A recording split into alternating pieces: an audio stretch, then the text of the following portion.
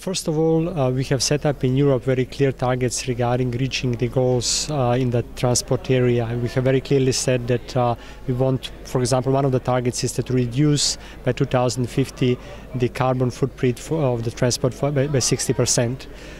So in order to achieve this ambitious objective, I think electromobility is one of the key answers and key ways to achieve these objectives. So we think that without electromobility, we'll never be able to achieve this objective. Of course, the technologies are there.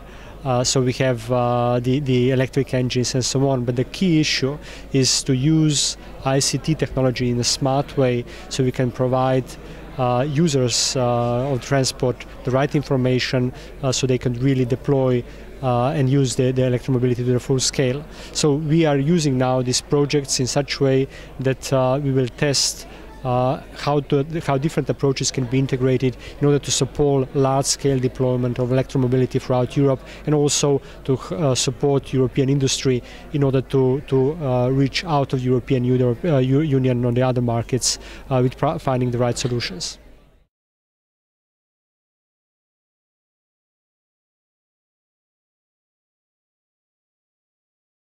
So first of all, what we did was we very clearly set up the ambitious goals.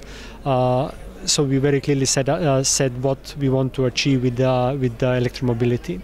Now the second thing is, of course, to provide appropriate support for reaching these objectives. One very important one is the right regulation, the right regulatory framework which will support deployment of electromobility on the larger scale.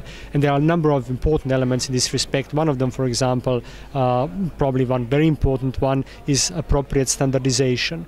We have to set up appropriate standards, not only in Europe but worldwide, which will facilitate that electromobility will be fully deployed. Then at the same time, we have to continue supporting research and innovation. As you know, in the past we had launched private-public partnership which we call the Green Vehicles.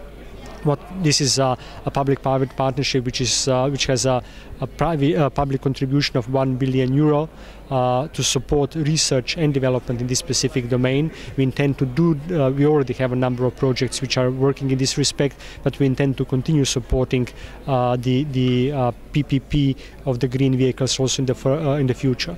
And third element, which is very, very important, is really to bring different stakeholders together to try to test in some kind of pre-deployment scale different solutions, measure the impact, see what are the results of different stakeholders, see what are the results of people who are using it, and through that then fine-tune their solutions which could be later on deployed in the full scale. We are doing, as the European Commission, all these different actions, and we intend to do it also in the future.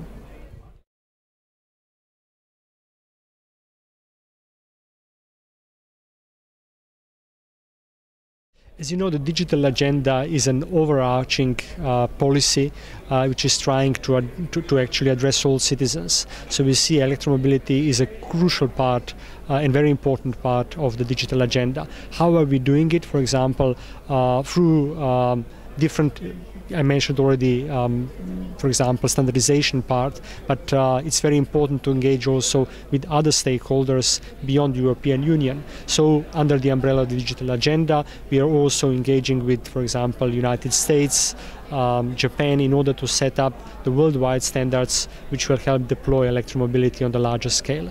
Then, of course, we are trying to see how broadband as such will be fully deployed throughout European Union with a fast broadband, which will help, of course, in the respect of the electromobility as well. So the digital agenda is overarching policy program which has an elements of the electromobility embedded in a number of actions which we have there.